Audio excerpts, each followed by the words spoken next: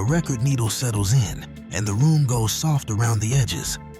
Outside, streetlights blur on wet pavement, and somewhere a car idles with the windows cracked, letting summer heat breathe out.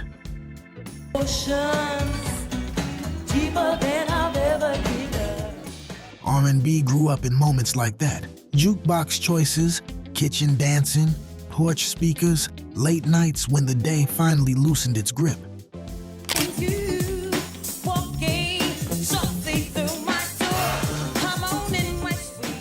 These songs weren't background.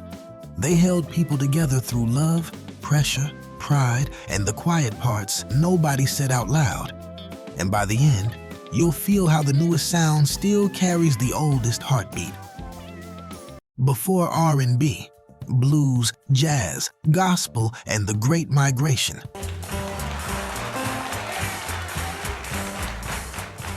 Before anyone called it R&B, the sound was already traveling in suitcases and train cars.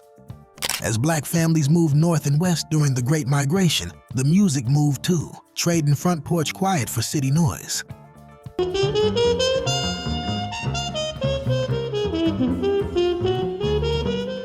In Chicago, blues plugged in and got louder, guitars biting through barroom chatter.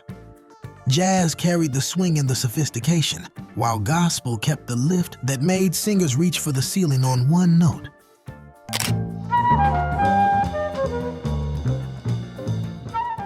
That tension created a weekly rhythm: Saturday night freedom, Sunday morning salvation, and every day in between trying to survive.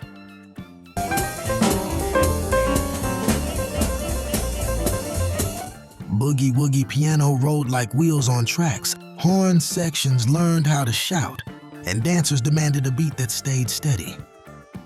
In neighborhoods, storefront churches and clubs shared the same sidewalk and echoes.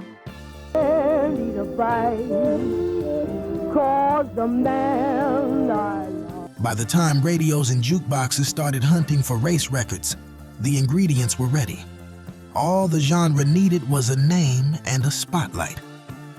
1940s, the birth of rhythm and blues. At the start of the blues. In the 1940s, the industry finally tried to put a clean label on a not-so-clean story. Billboard began shifting away from the old race records wording and toward rhythm and blues, a name that sounded musical but still kept the market boxed in.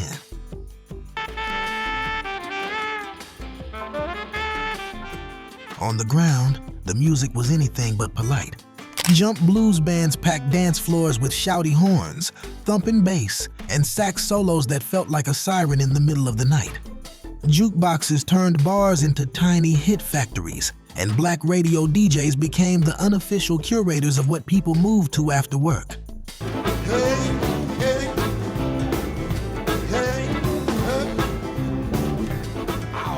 Even with segregation shaping who got played where, the grooves crossed lines, leaking into mainstream ears through touring bands, late-night stations, and borrowed records.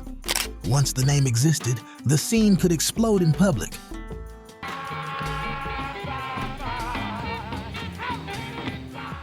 R&B was now a category, but it was also a dare: dance or stay still.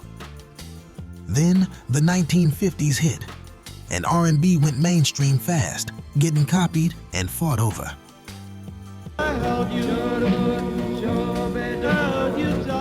1950s, doo-wop, vocal groups, and R&B crossing into early rock and roll.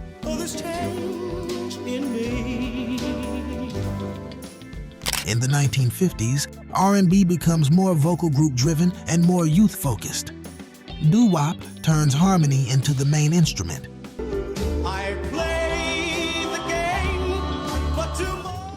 With tight chord stacks, lid and backing interplay, and simple progressions that leave space for a big melody. The backbeat stays central, but arrangements get cleaner, so the voice cuts through on radio.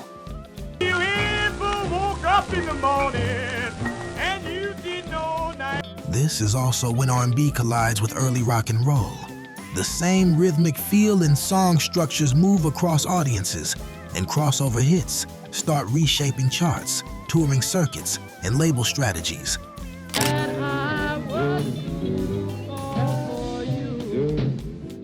That crossover comes with friction. Who gets credited, who gets promoted, and who gets copied. At the same time teen romance themes grow louder, dance culture speeds up, and the single becomes the main weapon.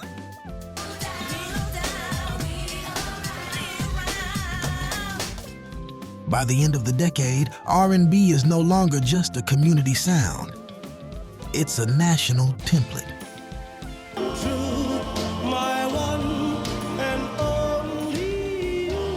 Early mid-1960s, Motown versus Southern Soul.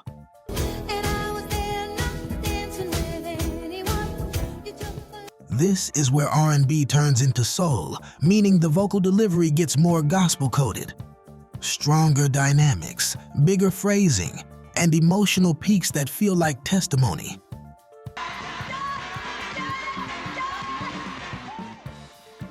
Motown builds a polished system. Tight songwriting teams, rehearsed performance, bright mixes, and hooks designed to cross over without losing groove.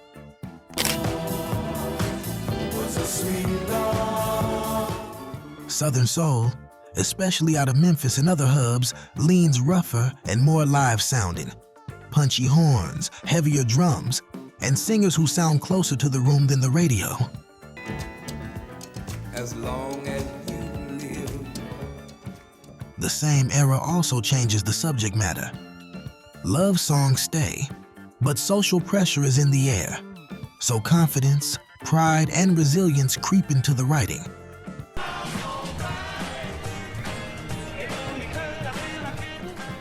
The result is two parallel lanes of dominance. One sleek and choreographed, one gritty and immediate. Either way, the voice stays front and center, and the band learns to breathe with it thick.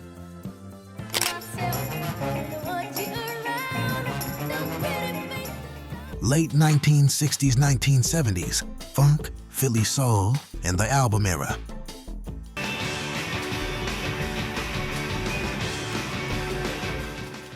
In this era, the rhythm section takes over. Funk pushes bass and drums to the front, using tighter patterns, sharper syncopation, and guitar parts that act like percussion.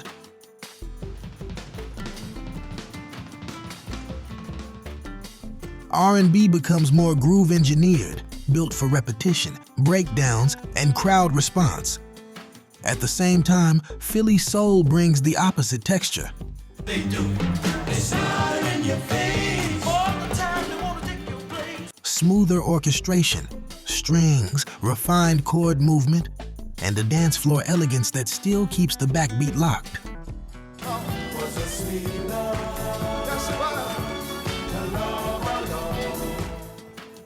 This is also when albums matter more, so artists stretch songs, write deeper narratives, and explore themes beyond radio romance.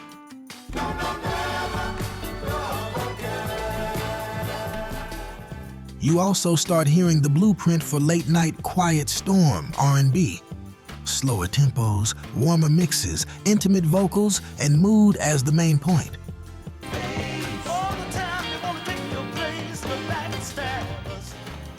And right when it feels like R&B has split into multiple worlds, one new force starts creeping in. Machines. Late 1970s, early 1980s, disco, Backlash, and the Synth Takeover.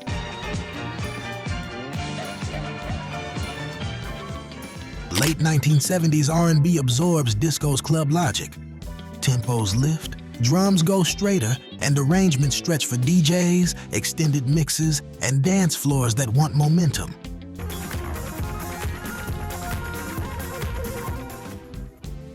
Four-on-the-floor kicks become common, hi-hats get busier, bass lines turn more repetitive and hypnotic, and strings or bright guitar parts add shine. Then, the disco backlash hits, and the industry tries to separate disco from serious black music, even though the production techniques never leave.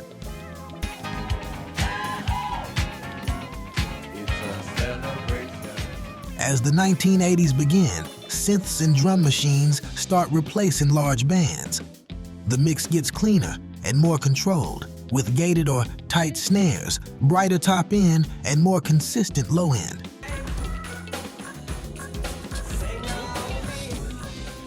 R&B starts sounding futuristic, not because the emotions change, but because the tools do.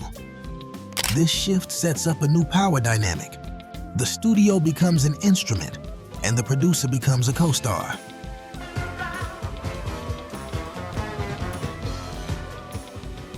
Late 1980s, early 1990s.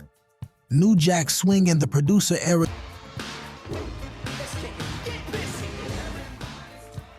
New Jack Swing locks R&B vocals onto hip-hop influenced drum programming.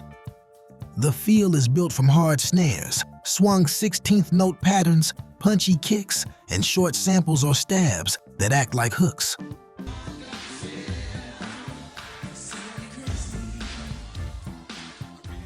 Vocals stay melodic and layered, but the phrasing becomes tighter to match the rhythmic grid.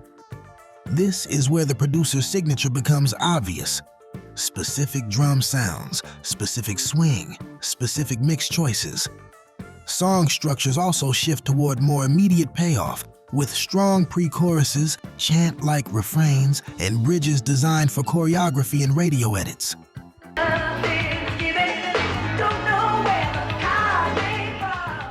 Rap features become more normal, not as a novelty, but as part of the arrangement. R&B is now fully sharing space with hip-hop culture, fashion, and language. By the early 1990s, the genre is set up for its next leap, not just borrowing hip-hop rhythm, but building its identity around it.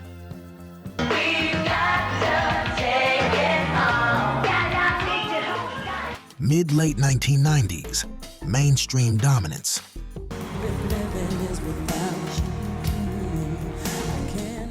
R&B becomes chart central, and the sound balances two priorities: emotional vocals and hip-hop drums. Beats often pull from sampled breaks or programmed kits with deeper kicks and sharper snares, while chords get warmer and more layered.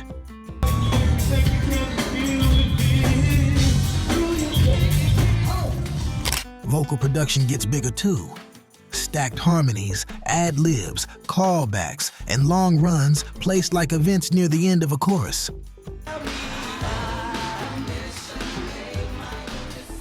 The remix becomes a strategy, not an extra, using alternate verses, guest rappers, and new drum patterns to reach different radio formats.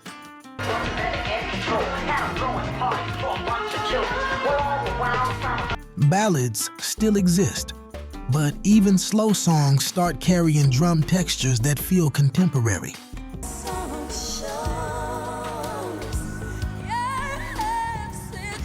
This era also standardizes the feature model, R&B hooks plus rap verses, built for radio and video rotation.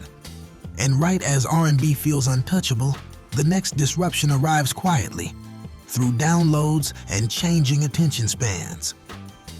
2000s, club-driven R&B, Crunk&B, and hook-first writing.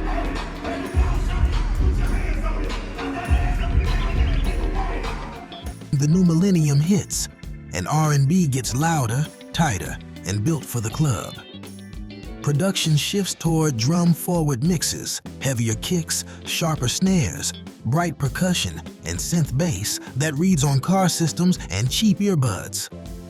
A lot of records lean into Southern club energy, including Crunk&B, using chant-style hooks, call and response, and simpler chord loops designed for instant recognition.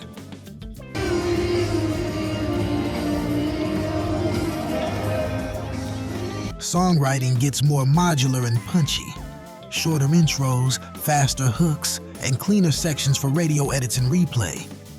Feature culture becomes standard, with rap verses and singer-rapper hybrids used to widen audiences and turn singles into events. At the same time, neo-soul holds a parallel lane with warmer tones, live players, looser pocket, and more conversational writing.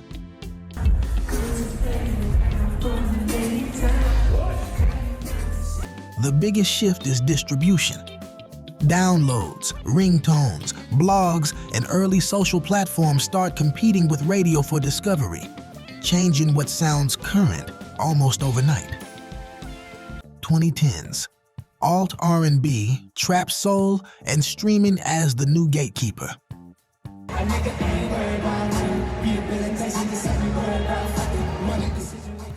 The 2010s split R&B into mood-based sub-styles. Alt-R&B goes minimal and atmospheric, sparse drums, wide reverb, darker synths, and more negative space so the vocal feels close. Trap soul brings hip-hop's hi-hats, sub-bass, and slower tempos, often built on minor keys and loop textures that support confessional writing.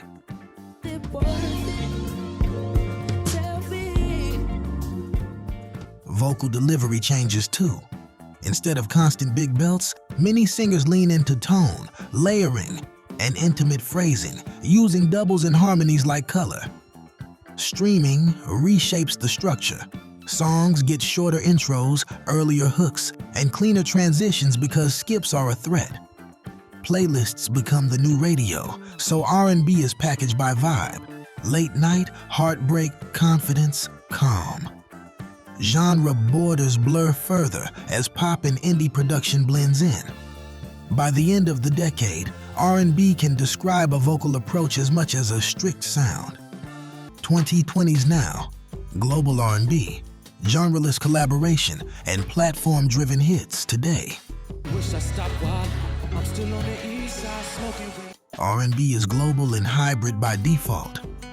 Rhythms and drum palettes cross-pollinate with Afrobeats and Amapiano patterns. Dancehall influence, UK scenes, and Latin pop textures, while R&B vocals remain the anchor. Collaboration becomes a standard workflow, remote sessions, shared files, and cross-genre features that land in multiple playlist ecosystems at once. Short-form platforms reward moments, so producers design sections that clip well, a sharp first line, a beat switch, a vocal run, a loopable hook. But long-form projects still matter for identity, because fans follow aesthetics, not just singles. Modern themes widen too: healing, boundaries, confidence, and messy honesty alongside romance. The constant rule stays simple. If the groove carries the record and the vocal sells emotion, the music still reads as R&B, even when everything around it keeps evolving. When you step back, R&B is a trail of real life. First crushes, long drives, late night talks, and the seasons where a song carried you when people couldn't. So, thank you for listening with your memories, not just your ears. If any part of this brought someone or somewhere back to you, you're the reason these stories matter. If you want more, hit like and subscribe. And on your screen, there's a classic 60s soul playlist waiting for you. One more door, one more song you didn't know you missed.